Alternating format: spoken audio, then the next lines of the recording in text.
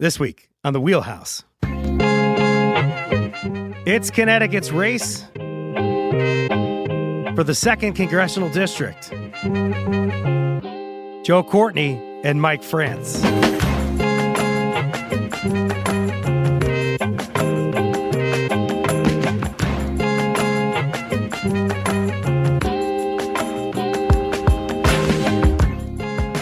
For Connecticut Public, I'm Frankie Graziano. This is The Wheelhouse. It's a show that connects politics to the people. We got your weekly dose of politics in Connecticut and beyond right here. Next week, people will head to the polls and cast their vote in the 2nd District for either Congressman Joe Courtney, a Democrat, or Mike France, a Republican in Connecticut's 2nd Congressional District. Today, we'll be talking to both candidates about where they stand on important issues like abortion, childcare, and the economy. It's sadly the final show in our series of interviews with political hopefuls in our state. If you missed any of these previous candidate interviews, you're going to want to hear them before Election Day. Listen at ctpublic.org/wheelhouse. Up first, very pleasure to be joined in studio today by Congressman Joe Courtney. Congressman, thank you so much for coming on the show. Great to be here. Thank you, Frankie. And you wore your purple to match the set. We appreciate it. Well, you know, I've obviously had some kind of, intuition. That's right. Yeah. Very smart man. Thank you so much for joining us today. You can join the conversation 888-720-9677, 888-720-9677 if you'd like to ask the Congressman a question or Mike France as well. Congressman, I'm going to give you the first question here. Elected in 2006, so could you just highlight one or two accomplishments, maybe in the last few years here? Sure. So obviously it's a huge part of Connecticut, very diverse economy. When I was first elected, the one big piece of the district obviously had been struggling. It had just survived a near-death experience with base closing at the largest military installation in New England with Groton Sub Base, and the employment level at Electric Boat was on a steep decline. It was 28,000 in the 1990s, and by the early 2000s, it dropped to roughly about 8,000. If you fast forward to today, it's now 23,000 strong. We just cut the ribbon on a new microgrid facility at Subbase that's going to really strengthen its enduring mission to make sure that it's resilient in case there was a reason why the outside grid couldn't supply power to the Subbase. Again, I've been on the C-Power subcommittee now for 18 years. I was chair for 4 years, ranking Democrat today. And this, particularly in the last 2 years, been really working on the new security agreement, AUKUS, yes, which is between Australia, UK, and US. And, we made huge progress last year with legislation that authorized sale of Virginia-class submarines to Australia and also to allow foreign nationals to come onto the base for joint training. We've had 3 classes of Australian enlisted and naval officers graduate down at Sub School in Groton, and that's going to keep coming. I mean, the connection between the 2nd Congressional District and the nation of Australia is a lot stronger than I think people understand right now, and it's going to deepen. With AUKUS in mind, and obviously pacing, because I know you want to probably, in a perfect world, you'd like to deliver 2 subs a year. Major production hub, as we mentioned, for the U.S. Navy. You touted the relationship that you have with General Dynamics and Electric Boat, but there are logistical challenges, as we know, a lot of them spurred by the pandemic. So are you comfortable, based on these delays that have now been announced too by the company, and be able to deliver Virginia and, of course, the first Columbia class? Are you confident that we'll be able to keep up pace? So I'm very confident in Electric Boat. I mean, when they CEO talked about this at a investors call the other day, I mean, she pointed out that actually EB's outpacing the rest of the submarine industrial base. Their big partner down in Virginia, Huntington Ingalls, is struggling a lot more in terms of the replacement hiring caused by the Great Retirement during COVID. We have an outstanding job training program in Eastern Connecticut, which I worked with then Secretary of Labor, Tom Perez, to get funding into Eastern Connecticut. It's an accelerated job training program, particularly for the metal trades, called the Manufacturing Pipeline Initiative. It's gotten national awards. And again, they've hit their hiring targets the last 2 years, 5,300. Last year, the biggest in the history of a 120-year-old company. They've done 3,000 so far this year. If you look up on their website today, it's 886 job openings.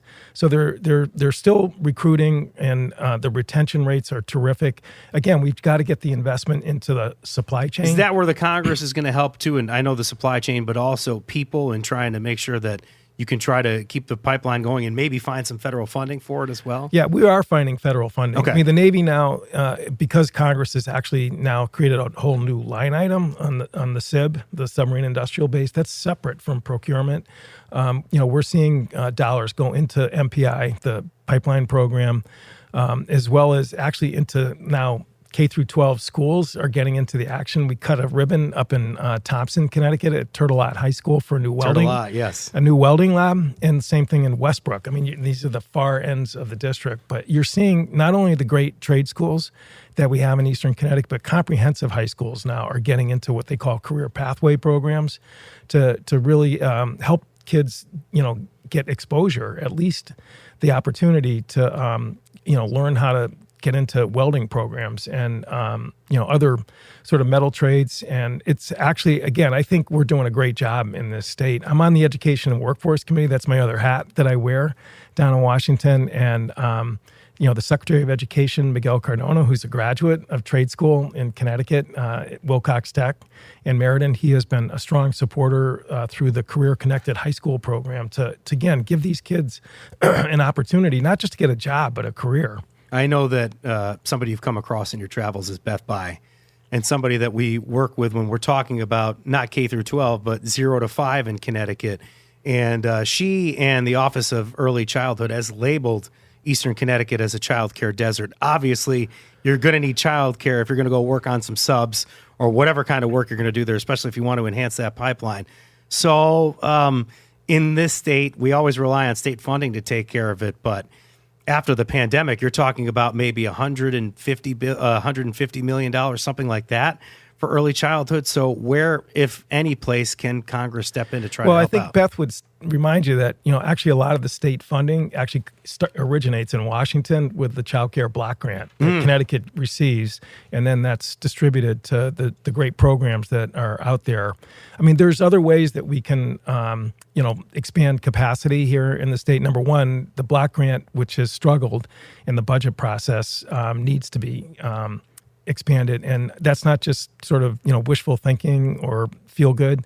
I mean, the employer community is getting into the act in terms of supporting that type of initiative, as well as giving employers tax credits for actually creating their own on-site daycare programs. When my kids were growing up, my wife worked at St. Francis Hospital. They had a fantastic on-site daycare program. Lego has one up in your district, right? And Westview Nursing Home, way up in the quiet corner. So this tax credit and it's a bipartisan bill, which I have signed on to, would again give employers more incentive and resources to. What are we talking in terms out. of like if the money's enhanced here? What are we talking about kind of dollars? Do you have any idea? So I mean, roughly it's about a 50% credit, and again, it's. I think employers right now have gotten religion about the need for affordable, high-quality child daycare. That's how they're going to recruit. We're in an economy in Connecticut where we have a lot of job openings. Congressman Courtney, people in your district and across the entire state have been impacted by the fentanyl crisis, really just drugs and prescription drugs in general. And I've had the occasion to be down in your district and talk to people from Norwich about it. Vanessa Roberts Avery, a U.S. attorney, recently said overdose deaths due to fentanyl intoxication have become a devastating part of the fabric of Connecticut and our nation. How's Congress working to address this? So I actually got community project funding for the Norwich Opioid Task Force to set up a recovery coach program, which is, really just a brilliant model that coordinates with the Norwich Police Department to really intercept people who've experienced overdoses, right at the emergency room, or even sometimes responding on the calls directly. And we saw a 30% reduction in overdose reported in the Norwich community, which was hard hit, no question about it. That's happening in New London as well with the Ledgelight Public Health District. that's there. So there's really good people doing really good work on the ground. I mean, we also need to obviously, zoom out and really look at the supply that's coming into the country. And one of the things that we did this Congress finally was get a Homeland Security budget that is giving equipment at the border that can detect fentanyl, which is a very densely concentrated substance, as I'm sure you know. And the old X-ray machines just weren't working. The new technology, it's like a car wash that you're driving through, and they've already now upped and increased the number of people trying to smuggle fentanyl into the country, which by and large comes by vehicle and at the ports of entry. And I was down in El Paso in February where the customs enforcement guys were sort of walking us through that whole process. They need more people and more equipment down there to do their job, and we did take a big step. I was going to say, do you think the bipartisan bill would have helped that? Because you guys are getting a lot of flack from the other side of the aisle about people coming in here, Sure. and you mentioned about coming through vehicles as well. Yeah, I mean, the bipartisan bill also addressed tightened up the asylum eligibility that's there, but it also was talking about more capacity down there in terms of doing their job. I have a nephew who works for the Border Patrol in Arizona, and these are really committed public service. They're actually, and they understand, a lot of the struggles that people who are, showing up at the border are living through. But, we have a duty to have an enforceable border. I mean, I think that's a fundamental task of government. Another place I know you care about on the home front is so much with the Navy and the U.S. Coast Guard in your district, but some issues with the United States Coast Guard with at least how they've addressed sexual assault. And we've had the occasion to hear from U.S. Coast Guard Academy cadets and ensigns about what's happened on campus. And there's a lot of concern about it not being addressed. Operation Fouled Anchor. How have you responded to this news, and what are you doing to ensure that measures are taken? Sure. So being on armed services, we actually have all the military academies except for the Coast Guard because they fall under the Transportation Committee. But a number of years ago, we passed in the defense bill a provision called Safe to Report that allows victims of sexual assault or harassment to actually bring it to the attention of the academy without sort of getting themselves in the hot seat of the fact that maybe they were past curfew or, had some other issue. And this year, the Safe to Report bill, which I co-sponsored on a bipartisan basis with a number of members, actually was included in the Coast Guard Reauthorization Act. And when we go back in town on November 12th, we're going to be very focused in terms of trying to get that across the finish line. That was one of the biggest complaints that we heard from victims of assault and harassment was just that they were afraid that they could damage their Coast Guard career, just because that, sometimes these situations are a little more complicated. And, if nothing else, we should have Coast Guard cadets on par with West Point and Annapolis and Colorado Air Force Academy, and that's what my bill would do. If you have a question for Joe Courtney, you can give us a call, 888-720-9677. Also ask one of Mike France, who comes on afterwards. One thing that we're really lucky about here at Connecticut Public is the great feedback that we get from our listeners. We had about 750 people fill out this survey where they talked about election issues that they care about and they'd like local media to pay attention to.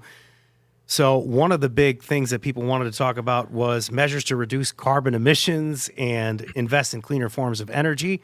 How is Congress working to do that? How are you working to do that? Sure. So the Inflation Reduction Act, which passed in late 2022, we're seeing the implementation now really taking hold. I was in Coventry yesterday at the high school taking questions from the students. They were great questions, I got to tell you. But, on the way there, I was sharing with them that if you drive on 44 and 31, there's a dairy farm out there, High Tone Farms. Bread and Milk Road over there. That's right. The Paracchio family, who's operated it since the 1940s, they just installed a anaerobic biodigester, which is... Say that 10 times. Anaerobic biodigester. Okay, we got it. Which takes the manure and basically puts it in this oven, and you can see it from the road. It's like this sort of bubble that is behind the barn there, and they cook it, basically, and use the methane gas to convert into electricity. So when it went live, which it did either earlier this year or late last year, it now is generating electricity that can power 600 homes. So it creates a revenue stream for the farm, which helps them be sustainable, and also removes methane gas emissions, which is definitely a carbon emission that can actually be even more intense than fossil fuels. So, I mean, you're seeing, particularly in the agriculture community, opportunities because of that law to get more renewable energy, solar panels installed in a big way. Those programs were always oversubscribed, and now, we've really created some space and headroom for that.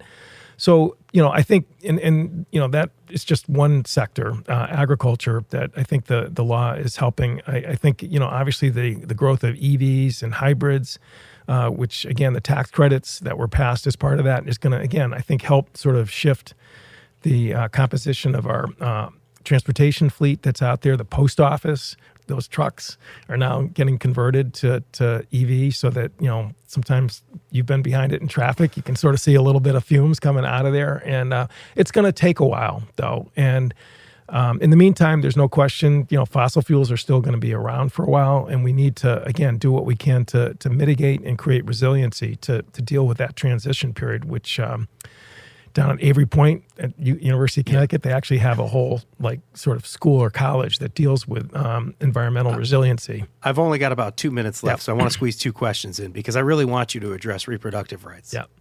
So again, I am a strong supporter of women and doctors having the control to make these very difficult decisions. When I was in the General Assembly, I voted for the bill back in 1991 that codified Roe versus Wade. At the time, there was, we saw danger signals with the Webster Supreme Court case.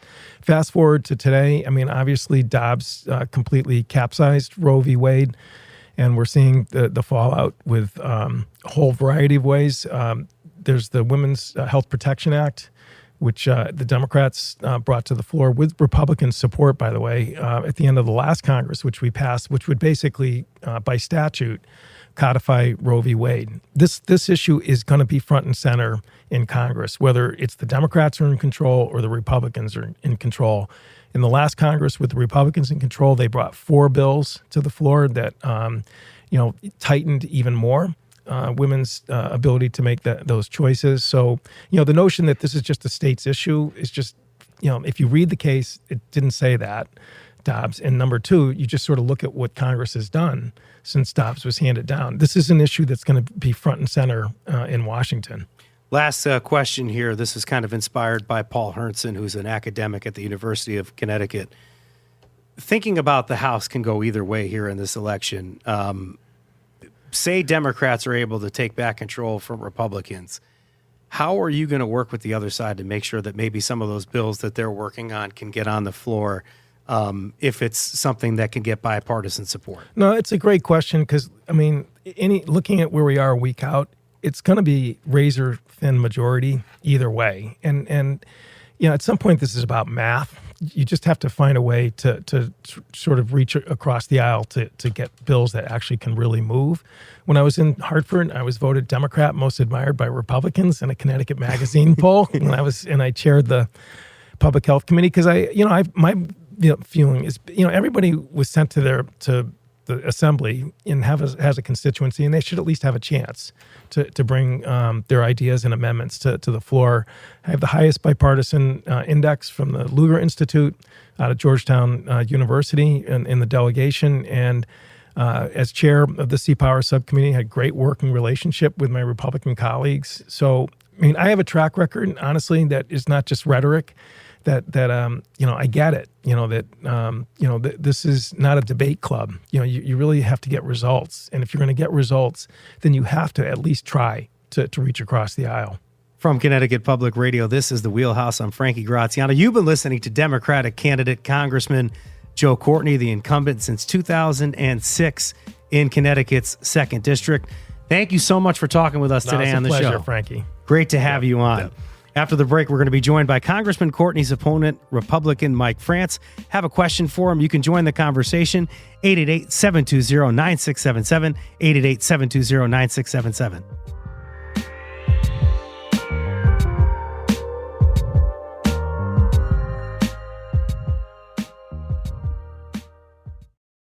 This is the Wheelhouse from Connecticut Public Radio. I'm Frankie Graziano. This hour, we're talking to the candidates.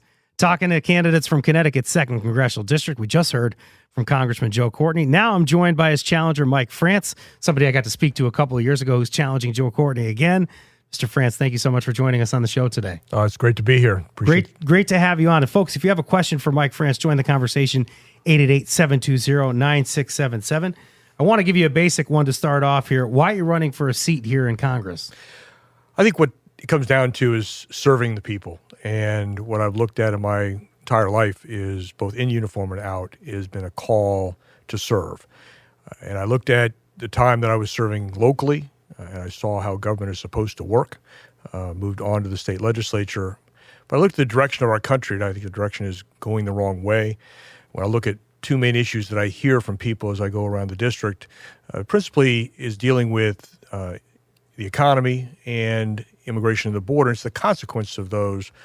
And really the families are talking about, how do I afford to feed my family, pay my electric bill, very basic things that inflation caused by the policies this administration have caused. And then the border, it's really the concern about crime, the safety of their family, and fentanyl coming across the border. Betty in Voluntown had a comment for us. Thank you, Betty, for submitting your comment. The 2nd District has a lot of folks and signage that is derogatory towards the current president. She said she's concerned about the partisanship in this country. You said that the country is going the wrong way.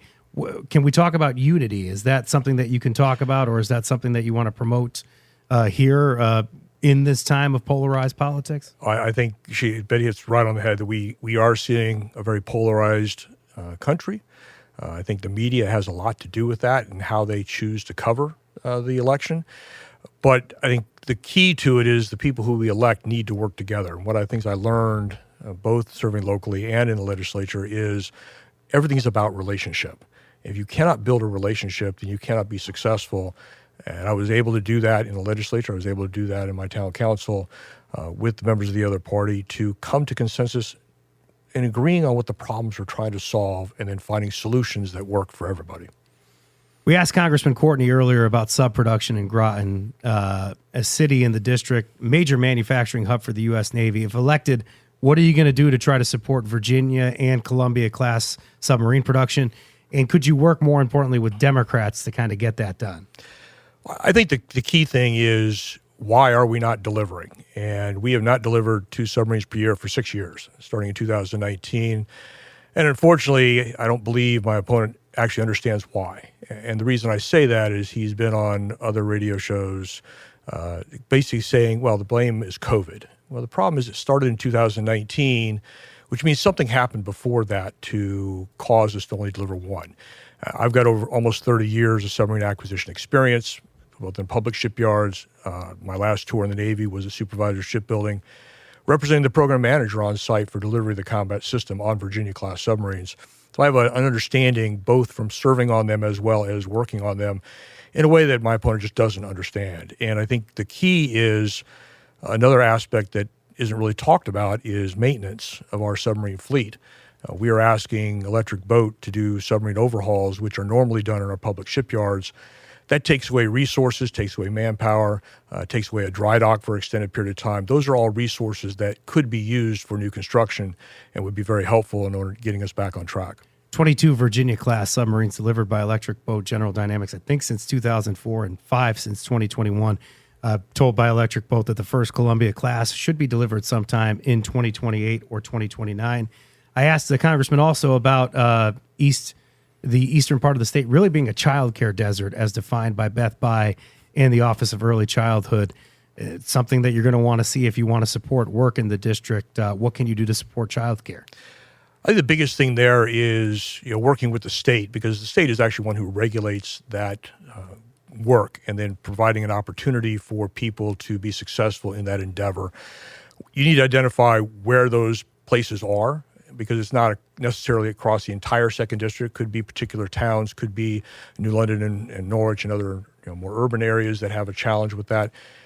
But finding and identifying where that problem exists, working with the state to figure out why people aren't coming into providing that service, and then working with the state to resolve that issue along the way. one of the issues that folks wanted to talk about when we did our survey. Again, 750 people. Thank you guys so much for responding. Reproductive rights, top of mind. It was in our top 5, so to speak. So Supreme Court overturned Roe versus Wade in 2022. States across the country limiting access to abortions. Should Congress get in the way of a decision between a person and their doctor? I do not believe, as a constitutional republic, that the federal government has a role in this. And I've always said, unfortunately, the Supreme Court decided differently. It always should have been a state issue. And the state of Connecticut, in 1990, they essentially codified Roe v. Wade, and that law has remained unchanged since then. That is what I believe. I believe in the principles of our country and that the states are sovereign, and that's where those decisions are made because that's where the people have the most influence over what's happening. Should any lawmaker, I should have asked that a better way, I said federal lawmaker, but should any lawmaker get in the way of a decision between a person and their doctor? Once again, I believe that is an issue for the state legislature and the people they represent, and clearly in the state of Connecticut, the law has been that way for over 30 years, and I've seen no effort in the legislature while I was there for 8 years of even a proposal to change that. That is certainly not my priority. My priority is more in the economy and helping families be able to live their lives and feed their families. One thing you've had to address in recent weeks is this post that you had on social media. I think it's been deleted, but about a Breast Cancer Awareness Month. Post included a link to a video from an oncologist about how to perform like a self-exam, as well as a photo of your head and shoulders and top of a shirtless man's torso, holding a sign that read, "Don't know how to check your breasts, I can help." Do you have any response to voters who feel like it was problematic, or maybe they think like it trivialized the issue?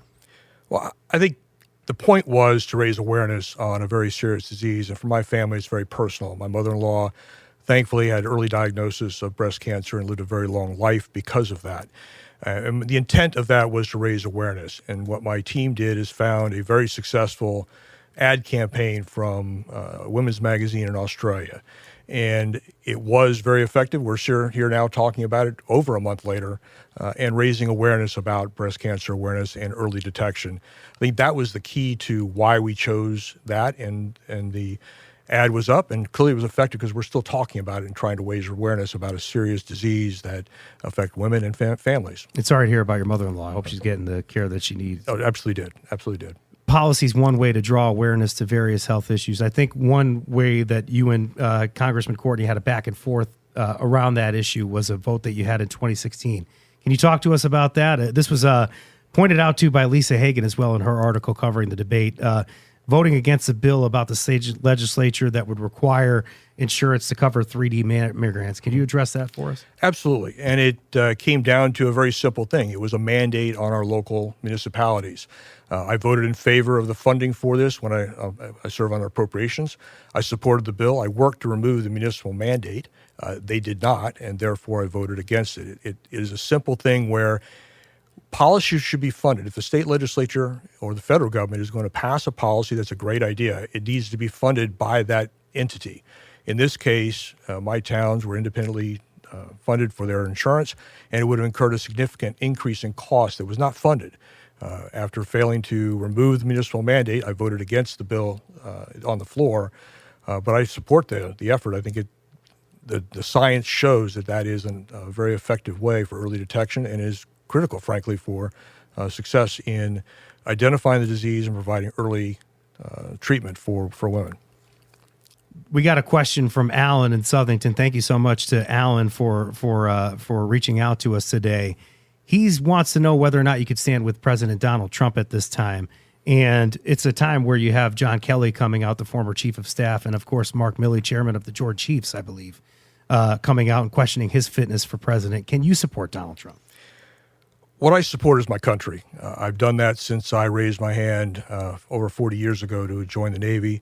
So I put my country first. And when I look at policies across the country, we look at 4 years ago, what did we have? We had a border that was secure. We had an economy that worked for everybody and peace around the world. And now we have exactly the opposite because of the policy decisions that have happened over the last 4 years. That is what I look to. I don't become loyal to any one man, but I look at what the direction of our country is, what the policies that were invoked, and then I look at how it's supposed to be. It's supposed to be Congress that actually drives the agenda. It's supposed to be the strongest branch of government. And unfortunately, too many times, Congress has deferred to the executive branch or the administrative organizations for writing law. I think Congress needs to take back its authority. I think it needs to pass a budget, which it hasn't done in almost 30 years. Those are the things that Congress needs to do and has failed to do. And my opponent really has nothing to say about those kinds of things, where Congress needs to represent the people and not have this continual executive order after executive order, and then the next administration comes in and undoes everything that the previous administration did. That is not helpful for our country and is not upholding or serving the people. It was Charles Savage, I think, that covered this in the New York Times. It's a part of the conversation, right, where people are, with your military experience, too, I think a big concern you've heard about fascism and people addressing and maybe comparing Donald Trump to a fascist, but I think people are concerned about nationalism at this time, and particularly maybe using troops on domestic soil. So as somebody with military experience, could you support something like that to maybe deal with a protest or something like that, number one? And then could you yourself vote for Donald Trump? The issue with the military is that's the post-Civil War, actually, that the military is not allowed to operate within the continental United States. That does not mean the National Guard can't be called up, but that has to be called up by the governor, not by the President of the United States. And so, once again, it is a constitutional republic where the states are sovereign, and the governors decide if they need to call up a National Guard to maintain order. And that is also in support with the local police department. So it is not something that I would anticipate having the President of the United States declare, because there's no authority to do that. Former President Donald Trump proposing tax cuts. I think we have a deficit now that's ballooned up to like $35 trillion. So do you think that that's a concern? Do you think our deficit will keep going up? Can you support these tax cuts, especially as somebody who's a fiscal conservative? I think the principle is we need to get back to regular order. And what that means is there's 12 appropriations bills, once again, that have not been passed in almost 30 years. And so what we've done is continuing resolutions. And effectively, for the people that don't understand that, is essentially authorizing spending at the current level, regardless of whether there's revenue to support that spending. And unfortunately, that's what we've seen. The most recent budget that was proposed by President Biden was $2 trillion in deficit at proposal. These are the practices going back, I said, almost 30 years that have ballooned this debt. In the time my opponent's been in office, it's over quadrupled from about $8.5 trillion to over $36 trillion. And what we need to do is get back to passing budgets that are balanced, passing budgets that live within the revenue that we have coming in. I've done that as a finance committee chair in my own town, and I did that serving on the appropriations committee, ultimately as the ranking member working with the Democrat chair. Last question coming up. It comes from a professor within UConn's Department of Political Science. This is Paul Herndson. The election in the 2nd District could decide which party holds the majority in the House, and that party will decide which bill gets a vote on the House floor and have any chance of becoming a law. Given your party leadership opposes some of your issue positions and some things voters in the 2nd District care deeply about, why should the voters support you? He's essentially looking at the fact that if you get elected to Congress, it's probably going to be a situation where the Republicans continue to carry the majority. So can you work with Democrats on the other side of the aisle to get their bills onto the floor? And if anybody in your caucus has any particular issues with your bills, can you kind of push them to get your issues across? Just help the people of the 2nd District, I guess, overall is what he's asking. No, and I've demonstrated that in 11 years in elected office, working with my Democrat counterparts, starting with my time as chair of the Finance Committee in my town, working with my Democrat counterpart there to bring budgets forward that serve the people. When I was in the state legislature, ranking member of the Government Administration's Election Committee, as well as the Appropriations Committee, I worked with both chairs successfully to come to consensus on what problems we were trying to solve, getting bills through and working together, and built a great relationship. Once again, everything is about relationships. If you cannot build a relationship and have a conversation with somebody, you're unable to be persuasive. And that is really what has to happen. And we need more of that in Congress. And I have a demonstrated history of doing that over 11 years in elected office. From Connecticut Public Radio, this is The Wheelhouse. I'm Frankie Graziano. You've been listening to Republican Mike France, candidate for a seat in Connecticut's 2nd Congressional District. Mike, thank you so much for coming up here today. I appreciate the opportunity. Appreciate having you on. After the break, we're going to unpack some of what we just heard from the candidates with our panel of experts. And a reminder to our listeners, Connecticut Public has you covered for all you need to know about the 2024 election. Check out our voter guide at ctpublic.org/election for details about the candidates and the issues and how you can cast your ballot. It's also available in Spanish. Go to ctpublic.org/vota, ctpublic.org/VOTA. You can join the conversation, 888-720-9677 if you want to talk to our panelists after this message.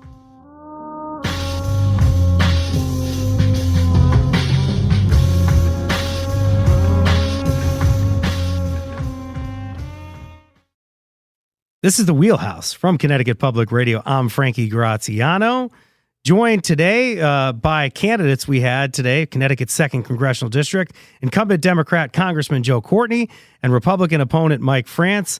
And now we're going to unpack everything that they said with our panel of experts, including Paul Schwanier. Thank you so much for coming on the show. So many years at the day, even presiding over debates with these two gentlemen. Thank you for coming on the show, Paul. Oh, thanks for having me. And, of course, Charles Venator Santiago. He works at El Instituto at the University of Connecticut. Joint appointments at the Department of Political Science and El Instituto. Charles, thank you so much for coming on the show. Thank you. Oh, thank you so much for coming on. Hey, Paul, folks, if you want to give us a call, 888-720-9677. If you want to give us a call, 888-720-9677. Paul, I just want to start off with you. You've had the occasion to hear it from these candidates so many times, I would imagine, over the last few years. And now they're running against each other for a second time. Is there anything in particular that was different today or that stood out to you? Remarkable, maybe? I think you did a good job of peeking at what these candidates are, essentially. I've always seen Joe Courtney he's sort of like a lawmaker from a different era. You never get the bomb throwing. He sounds very pragmatic as he ticks through the issues that you raise. Electric boat and the submarine production and creating the jobs for that through the job training program. Through childcare and providing tax credits so employers have the ability. So he seems very pragmatic in his approach, and he has shown a willingness to work, with Republicans and take some ideas. And I think, with Mike France, I think he, essentially is a very ardent fiscal conservative, and he talked almost like a constitutional professor in that, it is the role of Congress that should set the agenda as you try to, pin him down on his opinions as the top of the ticket of Donald Trump. He wanted to return to what he sees, as essential is that Congress sets the agenda, that Congress actually passes budgets rather than continuing resolutions. I think that, the problem for Mr. France is, that's tough for the average voter to relate to. It's sort of pedantic and such. But I think the candidates you saw were pretty, it was a revealing interviews, and I think people who listened got a good idea of who they are. For the subs question, you have to be a policy wonk to generally understand it, or a military man as Mike France is the policy wonk like Joe Courtney. But essentially, the issue is that they just can't keep up with production for 2 subs a year to deliver that anymore. Is that essentially the issue? And how much can Congress really do to kind of solve that? Solve for it, sorry. Yeah. I think, what you saw with Courtney is they have done a good job in Eastern Connecticut and through some of the, federal help for having a jobs pipeline fitting into electric boat. What they appear not have done as well is to make sure the support was there for the subcontractors, for the supply line, because you can have all the workers you want at EB, but if those kind of requirements are not being met, you're not going to get sub built on time. So, I think the solution Congress must is try to, extend those kind of programs to, to meet all the needs. So, you provide the supply lines, provide the subcontractors to make that, possible. Representative France pointed out they also do maintenance work at Electric Boat, and there's been some debate, should they just focus on construction, and there are other naval yards that can do the maintenance job, and that, EB maybe wants, all of that pie, and that's not efficient. I think that's a fair argument to have in this election. Charles. I really appreciate Courtney's sort of almost like a mayor attitude. He's like as Paul said, very pragmatic and addressing issues at every level. I felt that Mike France was sort of walking a thin line here in Connecticut, because it seems like he wants to align himself with Trump, but Connecticut is not necessarily the place to align himself with Trump. So I was a little concerned with some of his answers. It's funny that you asked that. Let's actually go to a live call. Frank from Griswold. Frank, from Frankie to Frank here. Frank, help me understand with something that you might have been frustrated with today. What in particular was it, and which candidate? More Mr. France.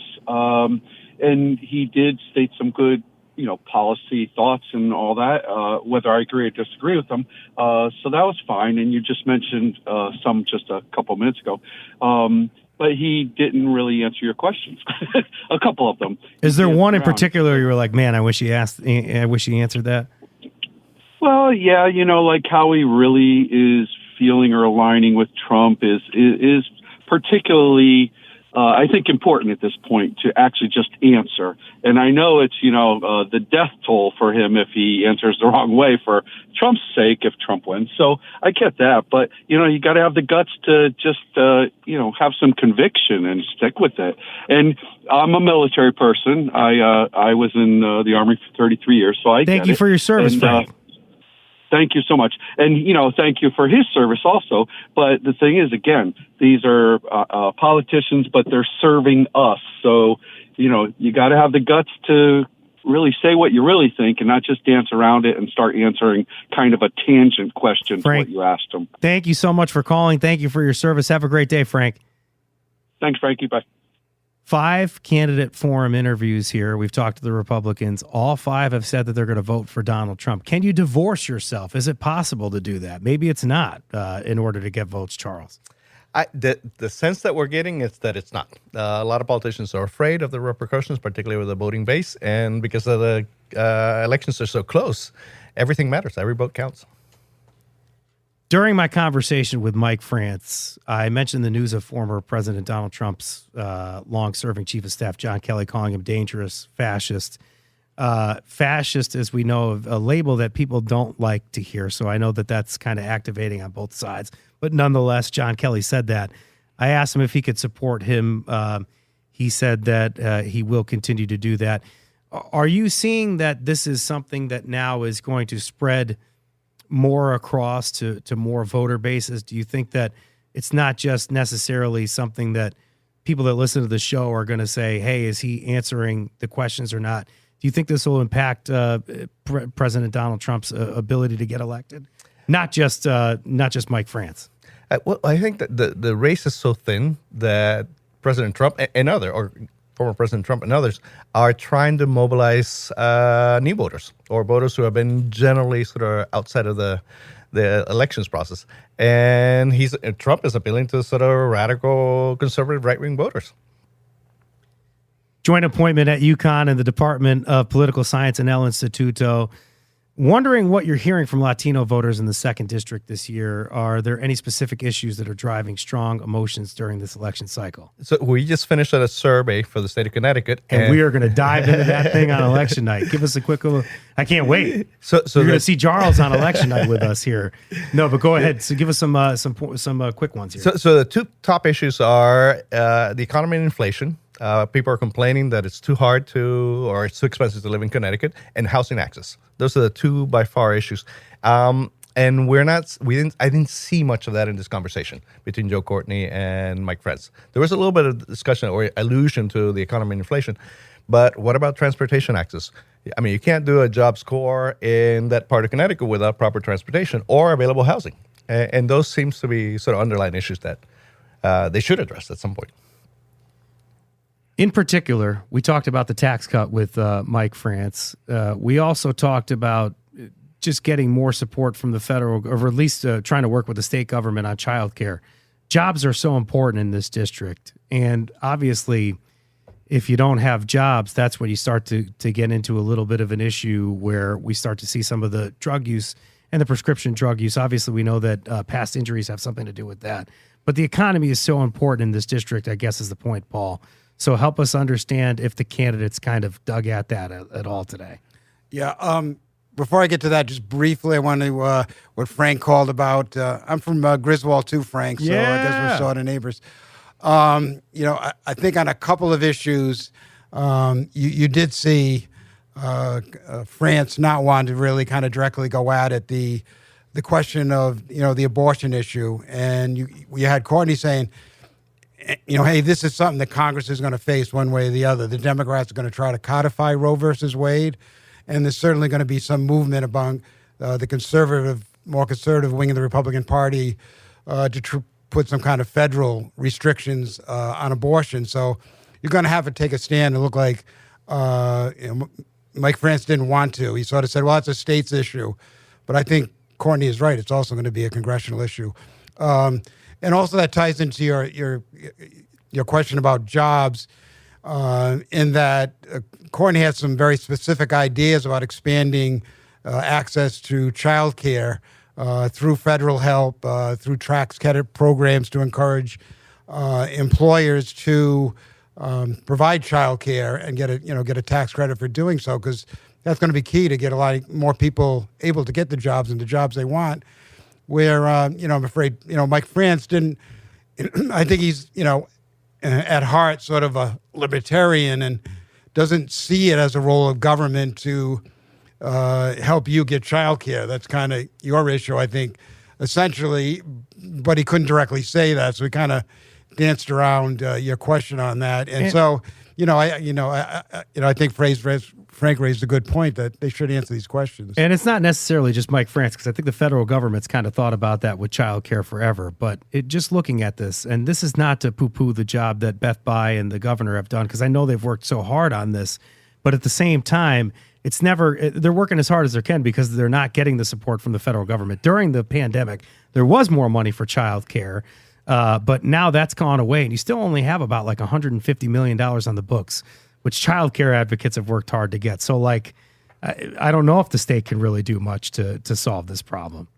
Yeah, well, I think the federal, the government's going to have to be a partner, and I think employers are going to have to be a partner. And I think I agree with the congressman that there seems to be more acknowledgement, from the employer sector that, if they want the best workers, if they want workers that are more flexible and ready to move into positions, that's an issue that has to be addressed. We only got about a couple minutes left. It goes by so fast. Paul, can you give us your final thoughts on the debates today here, or at least the forums that we had? I think Congressman Courtney, as my colleague here commented, seems to really give specific answers to how he would address problems. And you talked about jobs, and the expansion of electric boat has created a lot of jobs in our second district, Eastern Connecticut. And this is a district that was once very competitive. When Congressman Courtney was first elected in 2006, he won by less than 100 votes. So it was a toss-up district. France is having a tough time making it such again. Charles, 15 seconds. I agree completely with what Paul said. I would like to see also more on the economy and the tax breaks for the wealthy. That's it for our candidate interview series. Man, it was great. Go back and listen at ctpublic.org. You've been listening to Paul Chaunier, recently retired editorial page editor of The Day. Thank you so much for coming on the show. Thank you. And thank you to Charles Venator Santiago, who you'll see on election night. This show was produced by Chloe Wynn, edited by Robin Doyen-Aiken. And thank you so much to the maestro Dylan Reyes. Listen live on election night Tuesday at 7 o'clock and watch live at ctpublic.org. We'll also be live the morning after. Download The Wheelhouse anytime on your favorite podcast app. I'm Frankie Graziano. This is The Wheelhouse. Thank you for listening.